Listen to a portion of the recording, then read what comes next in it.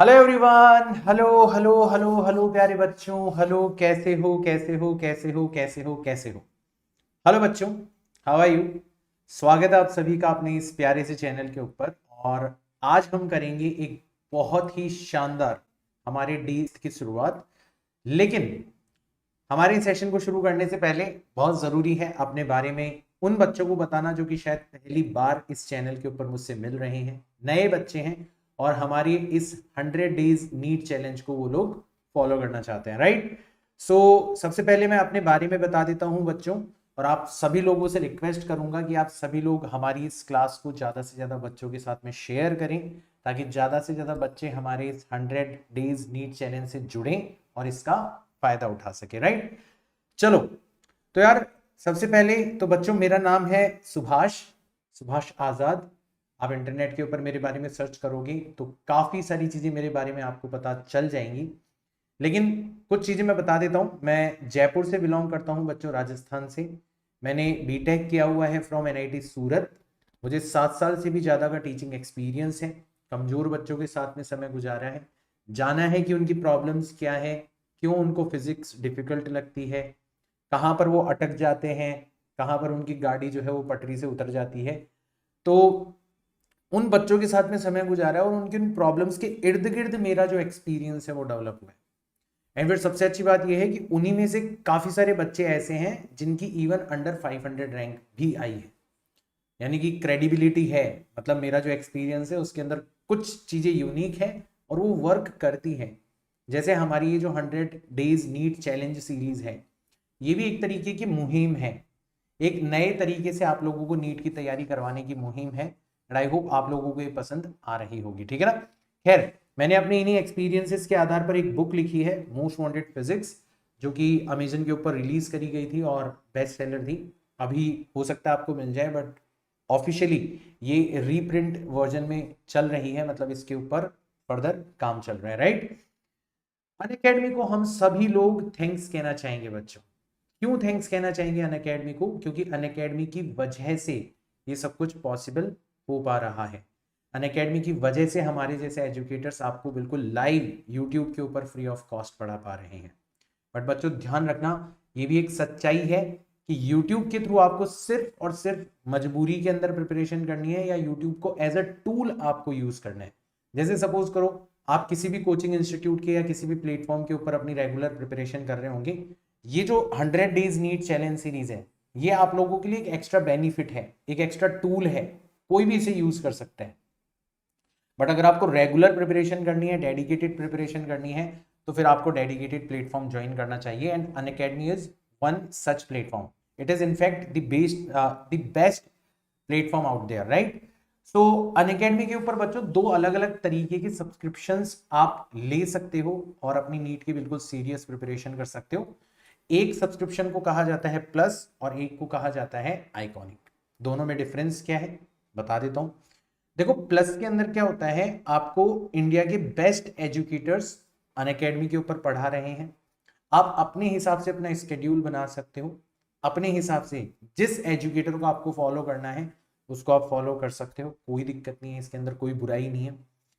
काम कब आएगा आपकी फीचर? जैसे सपोज करो आप किसी बैच का हिस्सा हो, मान लो उस बैच के अंदर कभी किसी वजह से आप क्लासेस अटेंड नहीं कर पाए।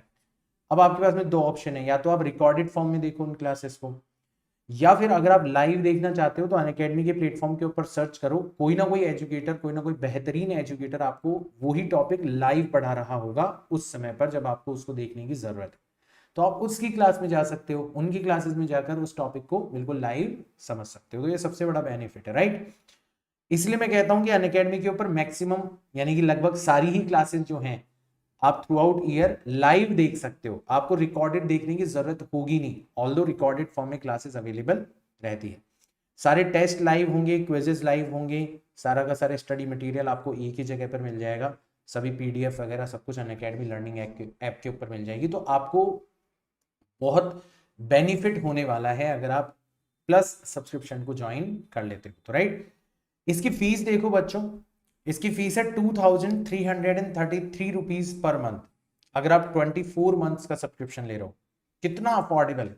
वैसे नॉर्मली मैक्सिमम बच्चे 12 मंथ्स का सब्सक्रिप्शन लेते हैं, तो उसकी फीस पड़ेगी लगभग पर मंथ 3208 रुपीज। बहुत ज्यादा अफोर्डेबल, बट अगर आपको फिर भी लगता है कि यार अभी थोड़ा बहुत और पैसा बच जाए तो फायदा हो सकता है अपना, तो आप ये कोड अप्लाई कर सकते हो जो कि अनअकैडमी के द्वारा रिलीज किया गया है। इस कोड को अप्लाई करने पर आप आसानी से 10% का एक्स्ट्रा बेनिफिट और पा सकते हो। बट अगर किसी को लगता है कि सर मुझे फाइनेंशियल असिस्टेंस की रिक्वायरमेंट है, तो आप इस नंबर के ऊपर कॉल करो। इस नंबर के ऊपर जब आप अनअकैडमी से बात करोगे, आप सच में डिजर्विंग होंगे, सच में टैलेंटेड होंगे, तो अनअकैडमी के द्वारा आपको डेफिनेटली फाइनेंशियल असिस्टेंस प्रोवाइड करवाया जाएगा। तो इसकी जो कंप्लीट डिटेल्स है वो आपको फोन करके आसानी से पता चल जाएगी, राइट। वही बात करते हैं हमारे दूसरे टाइप ऑफ सब्सक्रिप्शन के बारे में, and it is known as iconic subscription. अब ये आइकॉनिक सब्सक्रिप्शन के अंदर क्या खास बात है, इसके अंदर प्लस के सारे फीचर्स अवेलेबल है। बहुत अच्छी बात है। 2 एक्स्ट्रा फीचर्स और हैं, और वो दोनों ऑफलाइन से उठाए गए हैं। मतलब ऑफलाइन के अंदर जो बिल्कुल बेहतरीन बात थी उसको उठा के आप लोगों के सामने रख दिया गया है। सबसे पहली बात तो ये थी कि ऑफलाइन क्लासरूम्स के अंदर आप अपने टीचर से 1-to-1 मैनर के अंदर बात कर सकते हो। अब ये अनअकैडमी के ऊपर भी पॉसिबल है। मान लो किसी वजह से आपके बहुत सारे बैकलॉग्स इकट्ठे हो गए, आप ढंग से अपनी स्टडी को प्लान नहीं कर पा रहे, तीनों के तीनों सब्जेक्ट्स को बैलेंस नहीं कर पा रहे, और उस समय पर आप कहीं ना कहीं वापस से अगर अपने एजुकेटर से बात कर लोगे, 1-to-1 मैनर के अंदर अपनी प्रॉब्लम शेयर करोगे, उनकी सलाह अगर आप ले लोगे, तो आप देखोगे आपकी प्रिपरेशन की गाड़ी वापस से पटरी पर लौट आएगी। बहुत फायदेमंद होता है बच्चों अपने एजुकेटर से बात करना, राइट। दूसरा फीचर क्या होगा बच्चों, इसके अंदर आपका जो स्टडी मटेरियल है ऐप के ऊपर तो अवेलेबल है ही, बट उसके अलावा प्रिंटेड फॉर्म में आपको आपके घर तक पहुंचाया जाए, और उस स्टडी मटेरियल को बेस्ट फैकल्टीज ने डिजाइन किया है, एंड इवन वो टॉपर्स के द्वारा रिव्यू किया गया, और उन्होंने बताया कि हाँ यार वाकई अनअकैडमी ने क्या शानदार नोट्स प्रिपेयर करवाए, राइट। इसका जो 12 मंथ का सब्सक्रिप्शन है बच्चों, वो आपको पड़ेगा 5417 रुपीज। अब इससे ज्यादा अफोर्डेबल प्राइस नहीं हो सकती, ये आप ध्यान रखना बच्चों। तो एक बार देख लो फटाफट से, मेरे पीछे छुप गई होगी 5417 रुपीज। बट अगर फिर भी आपको लगता है यार थोड़ा बहुत और ऑफ मिल जाए तो फायदा होगा, तो आप ये कोड अप्लाई करो AZADLIVE आजाद लाइव, और आपको एक्स्ट्रा 10% का बेनिफिट और मिल जाएगा, ठीक है। नोट्स के बारे में ऑलरेडी मैं बता चुका हूं बच्चों, सारे के सारे ब्रांडेड नोट्स जो हैं वो टॉप फैकल्टीज के द्वारा तैयार किए गए हैं, और टॉपर्स के द्वारा उनको रिव्यू किया गया है। तो आप कहीं भी उन्हें एक्सेस कर सकते हो, क्योंकि ऐप पर भी हैं और आपके पास में ऑफलाइन भी, राइट। तो ध्यान रखना, आइकॉनिक लर्नर्स को ये ब्रांडेड नोट्स जो हैं उनके घर तक पहुंचाए जाएंगे, ठीक है। और जो प्लस लर्नर्स हैं उनको ऐप के अंदर सारे का सारा स्टडी मटेरियल मिलेगा। बस ध्यान रखना 12, 18 या 24 मंथ्स के सब्सक्रिप्शन के लिए ही ये फीचर अवेलेबल होगा। So this is everything which is like, जो भी अनअकैडमी के ऊपर एक्साइटिंग चीजें चल रही हैं उनके बारे में मैंने बताने की कोशिश करी है। आई होप कोई ना कोई बात किसी ना किसी बच्चे के लिए जरूर बेनिफिशियल रही होगी। कोड आप जरूर ध्यान रखना, उसको आप औरों को भी बता सकते हो, ताकि कोई भी बच्चा अनअकैडमी के ऊपर कोई भी चीज अनलॉक करने की कोशिश कर रहा है ना, कुछ भी, तो वो आसानी से इन कोड्स का फायदा उठा सकता है और अनअकैडमी के ऊपर अपनी पढ़ाई चालू कर सकता है, ठीक है बच्चों। Slab consists of 2 parallel layers of copper and brass of the same thickness and having thermal conductivities in the ratio 1:4. If the free face of brass is 100 degrees Celsius and that of copper at 0 degrees Celsius, the temperature of the interface is. तो I hope question जो है वो तो दिमाग के अंदर बनी गया होगा, क्या कहा जा रहा है। 2 parallel layers of copper and brass of same thickness and having thermal conductivities in the ratio 1:4। तो ऐसा कुछ आपका जुगाड़ बनाया गया है। ये ब्रास से बना हुआ है और ये बना हुआ है पोर्शन कॉपर से, और दोनों की थिकनेस सेम है, ठीक है। इसकी थिकनेस भी कितनी लेनी है अपनों को L, और इसकी थिकनेस भी अपनों को कितनी लेनी है L लेनी है। Having thermal conductivities in the ratio 1:4। तो अगर इसकी थर्मल कंडक्टिविटी K है तो इसकी कितनी हो जाएगी 4 टाइम्स K हो जाएगी। if the free phase of brass is at 100 degree Celsius and that of copper is 0 degree Celsius, तो हमें थर्मल पोटेंशियल डिफरेंस भी पता पड़ गया। द टेम्परेचर ऑफ इंटरफेस, ये टेम्परेचर कितना होगा। अगेन सेम क्वेश्चन है, हमारी थर्मल करंट सेम रहनी चाहिए। इसका मतलब एक तरफ से हम लिखेंगे कि आपका 100 minus T, 100 minus T higher temperature minus lower temperature divided by resistance 1 upon K, length L, area हो जाएगा A, is equal to T minus 0 divided by 1 upon 4k times length l divided by area a।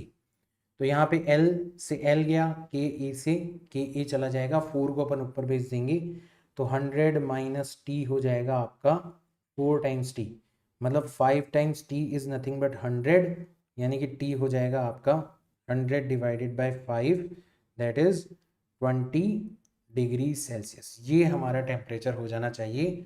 Option number 2 हमारा correct हो जाना चाहिए। It's very simple. ऐसा हम तीसरा question कर रहे हैं, ठीक है। चलो आगे चलते हैं।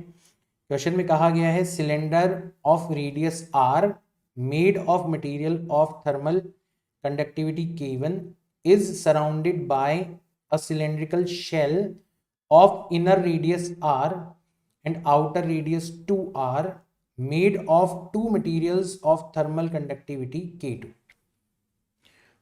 The two ends of combined system are maintained at two different temperatures.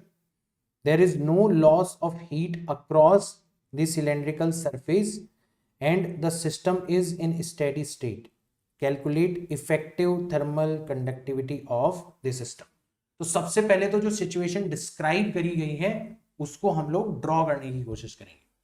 तो हमें कहा गया है cylinder of radius R made of material of thermal conductivity K surrounded by a cylindrical shell of inner radius R and outer radius 2r made of a material of thermal conductivity K2, ठीक है। चलो तो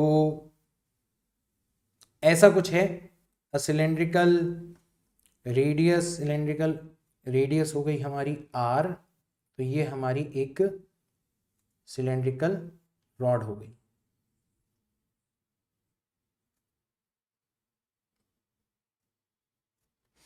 r इसकी radius है,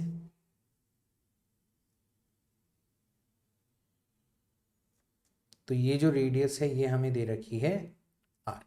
और देखो आगे क्या कह रखा है, is surrounded by a cylindrical shell of inner radius r and outer radius 2r, ठीक है। अब r तो है ही, यहां से 2r इस जगह तक आपका दूसरा वाला मटेरियल है। अगर तुम बीच वाली सिलेंड्रिकल रॉड को हटा लोगे तो जो बाहर में बना रहा हूं वो शेल है, ठीक है। बट अगर दोनों को एक साथ देखोगे तो आपको पूरा का पूरा नजर आ जाएगा कि हाँ यार ये एक पूरा का पूरा solid area of cross section बन रहा होगा, ठीक है ना। तो इस तरीके की आपकी शेल जो है वो आपने यहां पर रखी हुई है।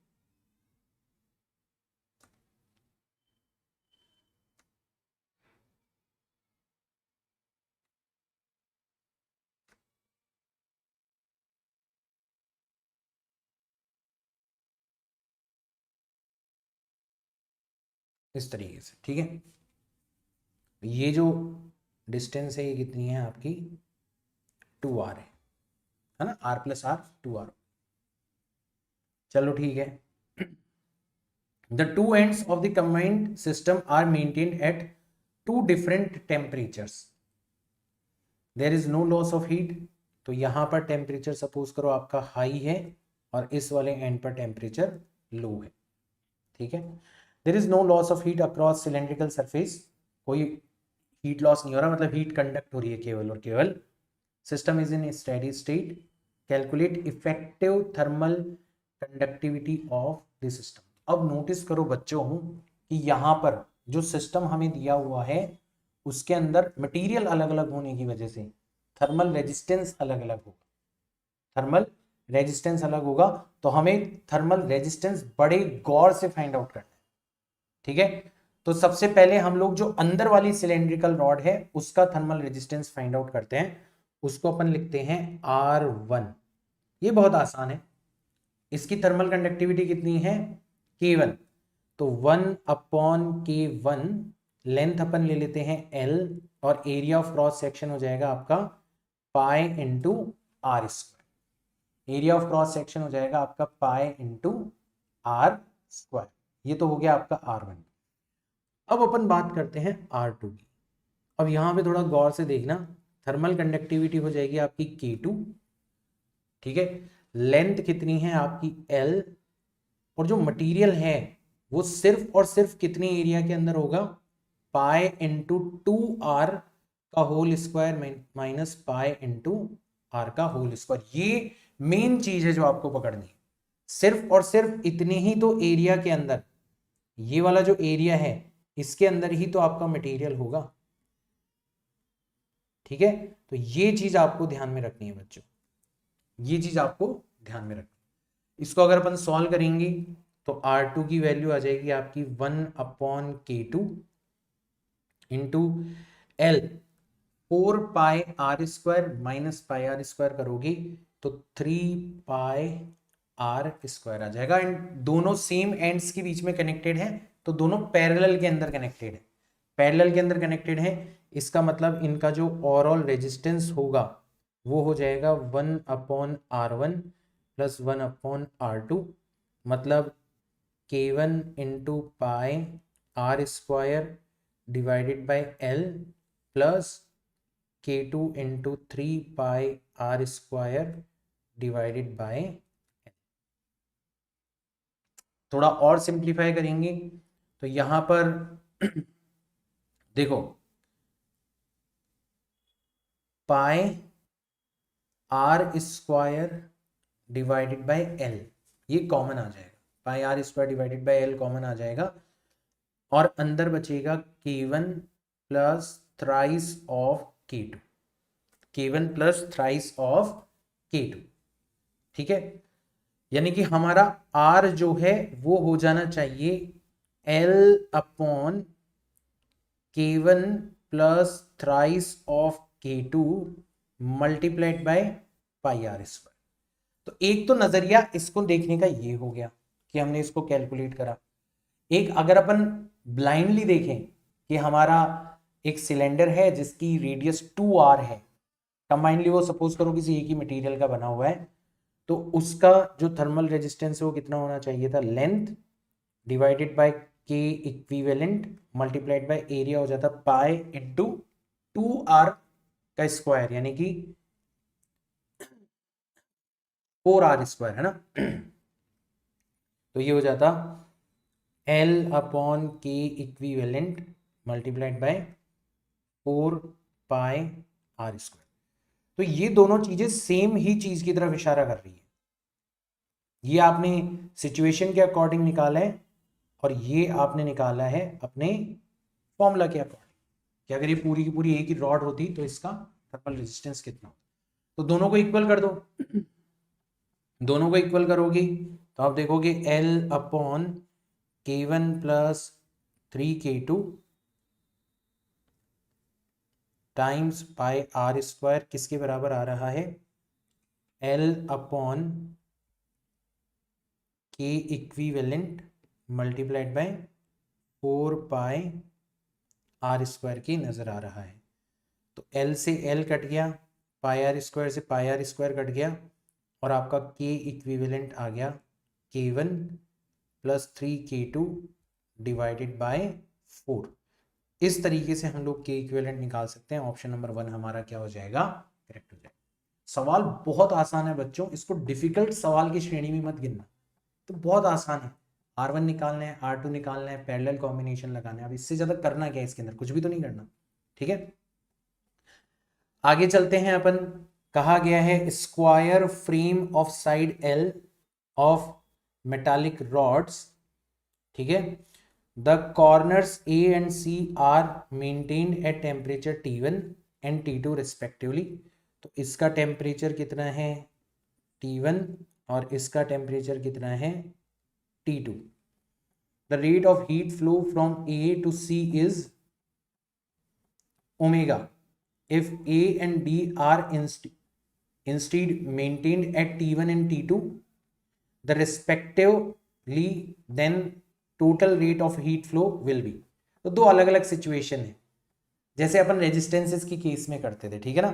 तो देखो इसका रेजिस्टेंस कितना हो जाएगा, R हो जाएगा, सबका रेजिस्टेंस सेम हो जाएगा, ये भी R हो जाएगा, ये भी आपका R हो जाएगा, इसका भी R हो जाएगा और इसका भी R हो जाएगा, ठीक है। तो अगर आप A और C के बीच में देखोगे, ये हो गया आपका A और ये हो गया आपका C, तो दो रेजिस्टेंसेस हैं, एक तो है R और ये है R, ऐसे दो रेजिस्टेंसेस यहां पर नजर आ रहे हैं, R एंड R, ये हैं आपके। तो ऊपर वाले दोनों रेजिस्टेंसेस सीरीज में हो जाएंगे, तो ये हो जाएगा आपका 2R और नीचे वाले भी सीरीज में हो जाएंगे, तो थोड़ा सर्किट रिड्यूस हो जाएगा। ये ऊपर वाले जो रेजिस्टेंसेस हैं वो हो जाएंगे 2R, ठीक है, 2R हो गया ऐड होके, और नीचे वाले जो रेजिस्टेंसेस हैं वो भी कितने हो जाएंगे, ऐड होके 2R हो जाएंगे, और फिर दोनों पैरेलल में हैं। तो अल्टीमेटली जब सॉल्व करोगे तो 2R और 2R का वापस से पैरेलल लोगे तो कितना आ जाएगा, आपका R आ जाएगा। तो between A and C, between A and C जो आपका ओवरऑल रेजिस्टेंस है वो कितना है, एग्जैक्टली R के बराबर है ना। लेकिन वही सिचुएशन हमारी क्या होती, A और D के बीच में होती, ठीक है। ये हो गया A और ये हो गया D, तो इन दोनों के बीच में एक रेजिस्टेंस कनेक्टेड है, दैट इज R, यहां पर एक रेजिस्टेंस कनेक्टेड है, दैट इज R, यहां पर एक रेजिस्टेंस कनेक्टेड है, दैट इज R, और यहां पर एक रेजिस्टेंस कनेक्टेड है, दैट इज R। तो आपकी बार ऊपर वाले तीनों रेजिस्टेंस क्या हो जाते हैं, सीरीज में हो जाते, तो सिचुएशन रिड्यूस हो जाती, कुछ ऐसी हो जाती, ये हो जाता आपका A, ऊपर आपके रेजिस्टेंसेस हैं कितने, ऐड होके 3R हो गए, और नीचे आपके जो रेजिस्टेंसेस हैं वो रहे R, ये A और D के बीच की सिचुएशन होती। और 3R और R इन दोनों को आप जब पैरेलल कॉम्बिनेशन वाला फॉर्मूला लगाते तो फाइनली जो A और D के बीच में रेजिस्टेंस आता वो आता पहला रेजिस्टेंस मल्टीप्लाइड बाय दूसरा रेजिस्टेंस डिवाइडेड बाय दोनों का सम, यानी कि 3R square divided bye 4R, मतलब 3 divided by 4 times R, 3 divided by 4 times R, ये आपका रेजिस्टेंस हो जाता A और D के बीच में, ठीक है, ये आपका रेजिस्टेंस हो जाता। अब नोटिस करो आपने जो टेम्परेचर डिफरेंस अप्लाई किया है वो सेम है, ठीक है, टेम्परेचर डिफरेंस जो अप्लाई किया है वो सेम है। तो मैंने एक हथियार आप लोगों के साथ में शेयर किया था कि अगर आपका टेम्परेचर या थर्मल पोटेंशियल डिफरेंस सेम होता है तो आपकी जो थर्मल करंट है या रेट ऑफ हीट फ्लो जो है वो इनवर्सली प्रोपोर्शनल हो जाती है थर्मल रेजिस्टेंस के। कहने का मतलब आपकी जो I2 डिवाइडेड बाय I1 होगी वो R1 डिवाइडेड बाय R2 के बराबर हो जाएगी, इनवर्स रेशियो होगा, ठीक है। R1 का मतलब रेजिस्टेंस था R और R2 का मतलब रेजिस्टेंस था कितना, 3 डिवाइडेड बाय 4R, R से R चला गया तो आप देखोगे जो I2 होगा वो हो जाएगा 4 डिवाइडेड बाय 3 टाइम्स I1, और क्वेश्चन में I1 जो पहली वाली कंडीशन में रेट ऑफ हीट फ्लो है वो ओमेगा दे रखी है, तो हमारा आंसर आ जाएगा 4 divided by 3 times omega. Option number 1 हमारा क्या हो जाना चाहिए, करेक्ट हो जाना चाहिए।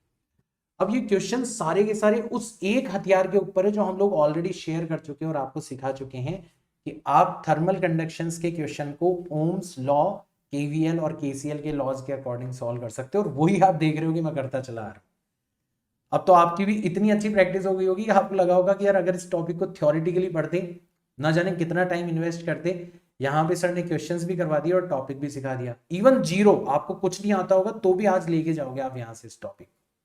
तो ये टॉपिक तो डन है आप, और अच्छे से डन है क्योंकि आपने क्वेश्चंस के थ्रू करा है, ऐसा नहीं कि थ्योरी कर ली और फिर क्वेश्चन छोड़ दिए, क्वेश्चन भी करे हैं आपने, तो इसलिए क्वेश्चन जो है वो आपका डन है। ठीक है, नेक्स्ट देखो, कहा गया है two ends of a metal rod are maintained at this and this temperature, the rate of heat flow in the rod is found to be 4 joule per second, if the ends are maintained at temperature this and this, the rate of heat flow will be। बहुत आसान question है, हथियार वही है। Case 1 जो है, case 1 उसके अंदर हमारा थर्मल पोटेंशियल डिफरेंस कितना दे रखा है, 110 degree Celsius minus 100 degree Celsius मतलब 10 डिग्री सेल्सियस, है ना।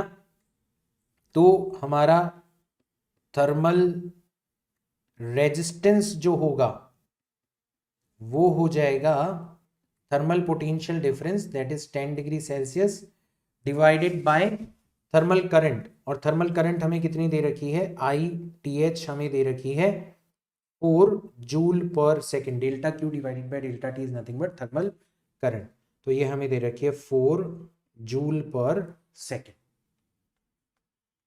जो केस 2 है उसमें क्या कर दिया, उसमें थर्मल पोटेंशियल डिफरेंस को चेंज कर दिया बच्चों, कितना कर दिया आपकी बार, 210 डिग्री सेल्सियस माइनस 200, और यार ये तो फिर से कितना आ गया, 10 डिग्री सेल्सियस आ गया, फिर से 10 डिग्री सेल्सियस आ गया आपकी, क्योंकि सेम रॉड है तो आपका थर्मल रेजिस्टेंस जो होगा वो अब की बार भी क्या हो जाएगा, सेम हो जाएगा, 10 डिग्री सेल्सियस डिवाइडेड बाय जो भी आपकी ITH डैश होगी।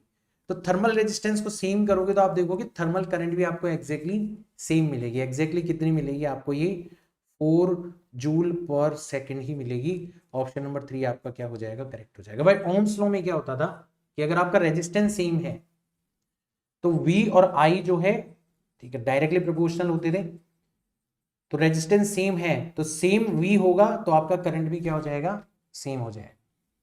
ये तो करना था इसके अंदर, कुछ करने की जरूरत ही नहीं पड़ी हमें, राइट। तो ये क्वेश्चन हम डायरेक्ट ही सॉल्व कर सकते हैं। इवन मैंने इतना लिखा है, आपको एक एक चीज समझाई, वो भी नहीं करता मैं, डायरेक्ट करता है इस क्वेश्चन को, राइट। नेक्स्ट देखते हैं, कहा गया है two conductors having thickness D1 and D2, thermal conductivity K1 and K2 are placed one above the another, one above the another, ठीक है। Find the equivalent thermal conductance, ठीक है। तो हमारे कंडक्टर्स जो हैं having thickness D1 and D2, thermal conductivity K1 and K2 are placed one above another. तो कुछ ऐसी सिचुएशन बनी है बच्चों, ये थोड़ा सा यूनिक है क्वेश्चन।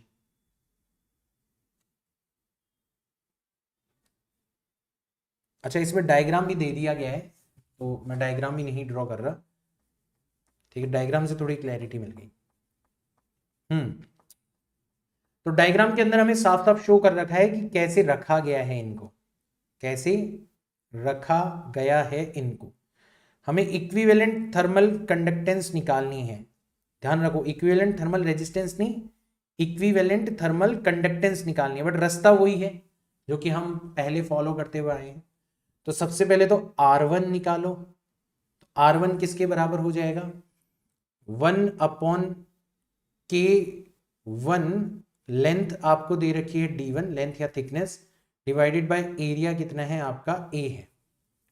वैसे कह नहीं रखा बट डायग्राम के अंदर शो कर रखा है कि दोनों का एरिया सेम है, ठीक है ना। तो आपका R2 हो जाएगा 1/K2, D2 divided by area हो जाएगा आपका A। और नोटिस करो दोनों सीरीज में कनेक्टेड है। थर्मल फ्लो करंट के फ्लो के हिसाब से देखा करो कि करंट एक के बाद में दूसरे में जा रही है। अगर दोनों सेम एंड्स के बीच में होते हैं और दोनों में एक साथ करंट एंटर कर रही होती है तो पहले यहाँ पे पहले एक में एंटर कर रही है फिर दूसरे में एंटर कर रही है, इसका मतलब सीरीज है। तो आपका ओवरऑल जो रेजिस्टेंस होगा वो हो जाएगा R1 प्लस R2, मतलब D1 divided by K1 multiplied by A plus d2 divided by k2 multiplied by a। और अगर अपन ऐसे देखें तो कि ऐसे हमें ओवरऑल क्या नजर आएगा, ठीक है, तो ऐसे हमें नजर आएगा 1/k equivalent multiplied by total length हो जाएगी d1 plus d2 divided by total area हो जाएगा आपका a।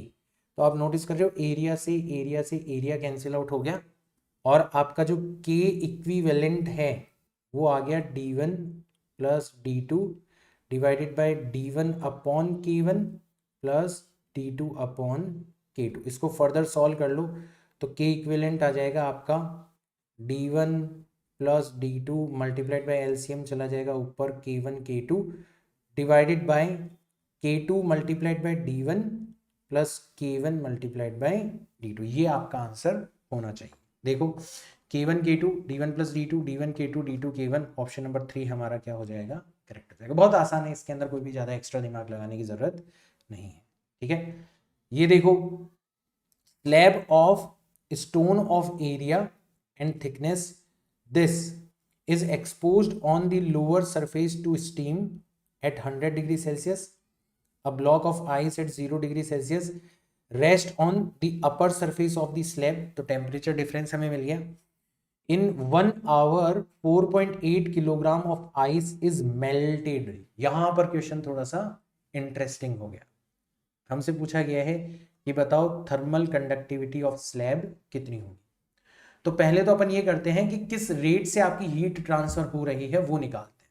तो हमें क्या क्या दिया हुआ है, हमें थर्मल पोटेंशियल डिफरेंस दिया हुआ है। कितना है थर्मल पोटेंशियल डिफरेंस हमारा, 100 degree Celsius minus 0 degree Celsius यानी कि 100। हमें थर्मल रेजिस्टेंस दिया हुआ है, कितना हो जाएगा 1/k, ठीक है। के हमें फाइंड आउट करना है, मल्टीप्लाइड बाय लेंथ दे रखी है 0.1 मीटर डिवाइडेड बाय एरिया दे रखा है 0.36 मीटर स्क्वायर। मतलब ये हो जाएगा 10 डिवाइडेड बाय 36 और 2 से कैंसिल आउट करोगे तो 5 divided by 18, 5 divided by 18 times के, ये हमारा थर्मल रेजिस्टेंस हो जाएगा। बहुत अच्छी बात है।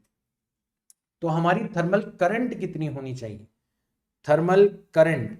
अब थर्मल करंट का मतलब होता है कितने अमाउंट ऑफ हीट कितने अमाउंट ऑफ टाइम के अंदर फ्लो हो रही है, ठीक है। तो हमारे हिसाब से हो जाना चाहिए thermal potential difference that is 100 divided by thermal resistance, मतलब 5 डिवाइडेड बाय 18 टाइम्स के। तो ये आ जाएगा 1800 के डिवाइडेड बाय, इतनी हमारे हिसाब से थर्मल करंट हो जानी चाहिए, delta Q divided by delta T. यानी कि जो डेल्टा क्यू है वो कितना हो जाना चाहिए, 1800 के divided by 5 multiplied by delta T. तो हमें डेल्टा टी कितना दे रखा है, 1 आवर, 1 घंटा। 1 घंटे का मतलब हो जाता है 3600 सेकेंड्स। तो ये हमारी डेल्टा क्यू की वैल्यू हो गई। ये तो हमने एक तरफ से निकाली। अब अपन दूसरे तरफ से आते हैं। हमारी 4.8 किलोग्राम आइस है 0 डिग्री सेल्सियस पर, 0 डिग्री सेल्सियस पर, और इसको हम कन्वर्ट करना चाहते हैं, इसको हम कन्वर्ट करना चाहते हैं 4.8 किलोग्राम ऑफ वाटर, मेल्ट करना चाहते हैं ना, तो पूरी की पूरी कन्वर्ट हो जाएगी एट 0 डिग्री सेल्सियस। तो यहाँ पे कौन सा हथियार काम में आएगा कि जब भी आप किसी मटेरियल को हीट देते हो तो वो दो अलग अलग तरीके से काम में आ सकती है। या तो मटेरियल अपना टेम्परेचर इंक्रीज कर सकता है, तो यहाँ पे टेम्परेचर तो इंक्रीज होते हुए नजर नहीं आ रहा, 0 डिग्री सेल्सियस था, अभी भी 0 डिग्री सेल्सियस ही है। तो फिर दूसरी पॉसिबिलिटी होती है कि आपका मटेरियल अपनी फेज चेंज कर रहा है, वो सॉलिड से लिक्विड स्टेट के अंदर जा रहा है। तो यहाँ पे एग्जैक्टली वही हो रहा है।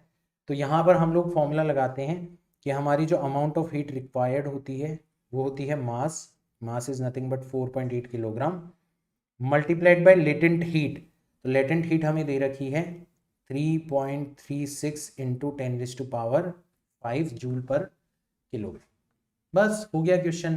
तो एक तरफ से हमारा डेल्टा क्यू इतना आ रहा है कि भाई हम तो कंडक्ट करवा के इतने टाइम के अंदर इतनी ही हीट पहुंचा पाएंगे 1 घंटे के अंदर, और इसी हीट की वजह से आपकी आइस मेल्ट हो रही है, तो मेल्ट होने के लिए उसको इतनी हीट की रिक्वायरमेंट है। तो दोनों आपस में क्या होने चाहिए, बराबर होने चाहिए। This is how we can connect two different concepts and we can make a beautiful question, right. तो यहाँ पे यही किया हमने, 1800 multiplied by K multiplied by 3600 divided by 5, इसको रख दिया इक्वल 4.8 मल्टीप्लाइड बाय 3.36 इंटू 10⁵ के। अब तो हमें सॉल्व ही करना है, तो हमारा के हो जाएगा बच्चों 4.8 multiplied by 3.36 into 10⁵ multiplied by 5 divided by 18 multiplied by 36 multiplied by 10⁴। ठीक है, अब इसको कैलकुलेट करना है। आई होप सभी लोग आप कैलकुलेट कर सकते हो अच्छे से। मैं फिलहाल के लिए कैलकुलेटर की हेल्प ले लेता हूँ, ठीक है, क्योंकि हमारा समय बचाया जा सके। ठीक है, तो हमें क्या करना है, 4.8 मल्टीप्लाइड बाय 3.36, ठीक है, यानी कि आ जाएगा आपका 16.128। इसको भी 5 से मल्टीप्लाई कर देते इंटू 5, यानी कि 80.64। कितना आ जाएगा, 80.64 into 10⁵ divided by 18 into 36 into 10⁴। देखो कैलकुलेटर यूज करने में मैं कितना स्लो हूं। तो इसको डिवाइड किया 18 से, फिर फर्दर डिवाइड किया 36 से, तो हमारा आंसर आ रहा है ये 0.124। अच्छा, 10⁵ को 10⁴ से डिवाइड करोगे तो 10 बच जाएगा, तो आ जाएगा 1.24। This is your answer, option number 3 will be. ठीक है, शायद कैलकुलेशन आसान ही है, आप मैनुअली भी करोगे तो हो जाएगी, कोई दिक्कत इसके अंदर आपको नहीं आनी चाहिए, राइट। आगे चलते हैं। कहा गया है सिलेंड्रिकल मेटालिक रॉड है, in thermal contact with to reservoirs of heat at its two ends conducts an amount of heat Q in time t. The metallic rod is melted and the material is formed into a rod of half the radius of the original rod. What is the amount of heat conducted by the new rod when placed in thermal contact with the two reservoir in time t? अब देखो ये question जो है वो अपने आप में बहुत इंटरेस्टिंग है, क्योंकि यहां पर एक बहुत प्यारा हथियार यूज हो रहा है जो कि और भी जगह पर आपको यूज होता हुआ नजर आएगा। क्या है कि जब भी आप किसी चीज को मेल्ट करके रीशेप करते हो, जब भी आप किसी चीज को मेल्ट करके रीशेप करते हो, तो आपका वॉल्यूम जो है वो कांस्टेंट रहता है, वॉल्यूम आपका कांस्टेंट रहता है। तो सिलेंड्रिकल रॉड है, पहले मान लो आपकी लेंथ रही होगी L और आपकी रेडियस रही होगी R, तो आपका वॉल्यूम हो जाएगा L multiplied by pi are square. बाद में क्या हुआ, आपकी लेंथ L डैश हो गई, चेंज हो गई। क्यों? क्योंकि आपने मेल्ट किया और मेल्ट करके इसको आधी रेडियस, कहा गया है हमें हाफ द रेडियस, तो हमारा एरिया हो जाएगा पाई आर स्क्वायर डिवाइडेड बाय 4। तो यहां पे हमें एक रिलेशन नजर आएगा बच्चों, पाई आर स्क्वायर से पाई आर स्क्वायर चला जाएगा, एल डैश जो होगा वो 4 टाइम्स एल हो जाएगा, 4 टाइम्स एल हो जाएगा। ठीक है, और एरिया के बारे में बात करें तो पहले एरिया ए था which is pi are square, और अब हो गया pi are square divided by 4। तो ए डैश जो हो गया वो हो गया आपका पहले वाले एरिया के कंपैरिजन में डिवाइडेड बाय 4। तो पक्का आपका जो थर्मल रेजिस्टेंस है वो कितना हो जाना चाहिए, तो थर्मल रेजिस्टेंस लेंथ के डायरेक्टली प्रोपोर्शनल होता है, डायरेक्ट लिख ही देते हैं 4 टाइम्स एल। मटेरियल तो सेम ही है, थर्मल कंडक्टिविटी तो के ही होगी, और आपका एरिया हो जाएगा 8 डिवाइडेड बाय 4, तो ऊपर चला जाएगा 16 टाइम्स एल अपॉन के ए, यानी कि 16 टाइम्स ओरिजिनल रेजिस्टेंस, जो हमारा ओरिजिनल थर्मल रेजिस्टेंस 16 टाइम्स। ठीक है, थोड़ा साफ साफ लिख देता हूं, आर टी एच डैश जो होगा वो 16 टाइम्स आर टी एच के इक्वल हो जाएगा। बस इसी को पकड़ना था हमें इस क्वेश्चन के अंदर। तो अगर अपन केस 1 की बात करते हैं बच्चों, केस 1 की बात करते हैं, तो जो थर्मल करंट है वो हमें दे रखी है Q amount of heat in time T. हमारे हिसाब से जो भी हमारा टेम्परेचर डिफरेंस होगा divided by thermal resistance RTH के बराबर होनी चाहिए।